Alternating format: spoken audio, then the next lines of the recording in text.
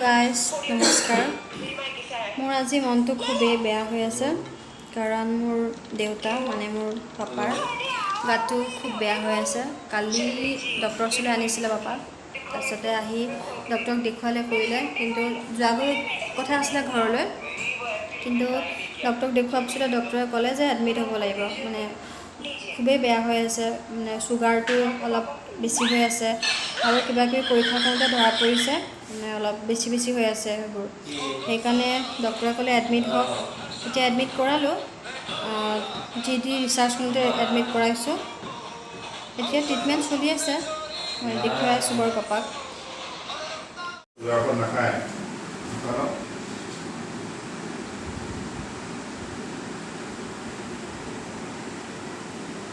$12:49 হৈছে। ডক্টৰ আহিলে এইমাত্ৰ চাই কৰি লৈ পেলাই মেডিচিন আনিবলৈ দিছে। আমি তললৈ গৈ আছোঁ এতিয়া মেডিচিন আনিবৰ কাৰণে।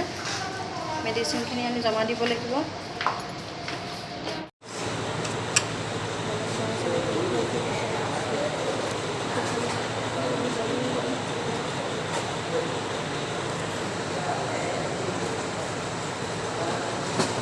ভাগিন দুজনীও আহিছে পাপাৰ বেমাৰৰ কাৰণে খবৰ ল'বলৈ, কিন্তু সিহঁতে বেমাৰীক খবৰ লোৱা বাদেই বাৰু, দুয়োজনেই ব্যস্ত মোবাইলত দেখুৱাই আছোঁ আৰু চাওক।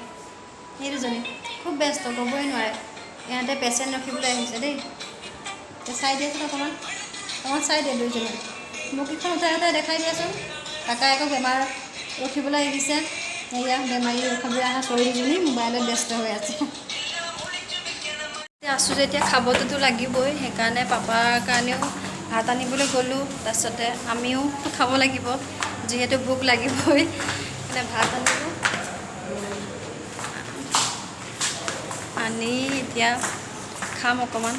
পাপাক স্লাইন দি আছে, স্লাইন দি হ'লে পাপাও খাব ভাত কেইটামান। আশীৰ্বাদ কৰিব আপোনালোক সকলোৱে, যাতে পাপা সোনকালে সুস্থ হৈ উঠে। আমি এতিয়া নাৰ্ছিঙত বৰ্তমান মই আছোঁ, মোৰ বা আছে, মাও আছে লগতে। ৰাতিটো কেনেকৈ পাৰ হয় তেনেকুৱা লাগিছে।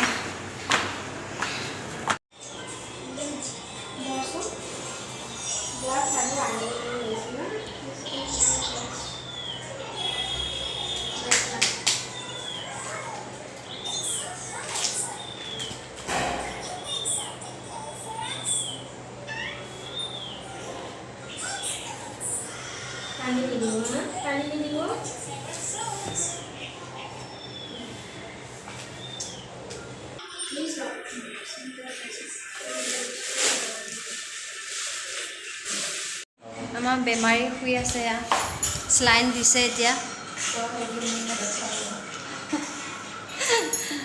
ভাল হ'ব, সোনকালে ভাল হৈ যাব। আপোনালোকে আশীৰ্বাদ কৰিব যে পাপা সোনকালে ভাল হৈ আহে, সকলোৱে আশীৰ্বাদ কৰিব। পাপাক এতিয়াও স্লাইন দিয়ে আছে, 7টাৰ পৰা স্লাইন দি আছে, এতিয়াও স্লাইন দিয়ে আছে বাৰু। ৰাতি ভালকৈ শোৱা নহ'ল তেনেকৈ, কাৰণ নাৰ্ছিঙতো জানেই সকলোৱে যে ভালকৈ তেনেকৈ শোৱা নহয়।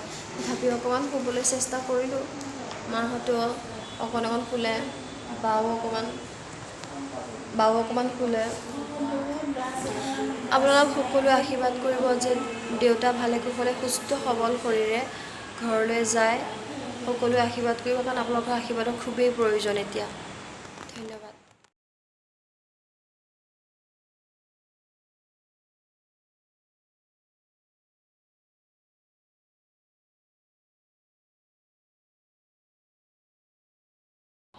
নাৰ্ছিঙৰ আজি দ্বিতীয় দিনা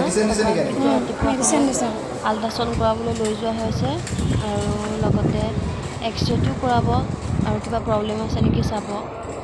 বেচেৰা মোৰ পাপাটো দেখিলে বেয়াই লাগি যায়, ক্ষীণাই গ'লগৈ দুদিনতে।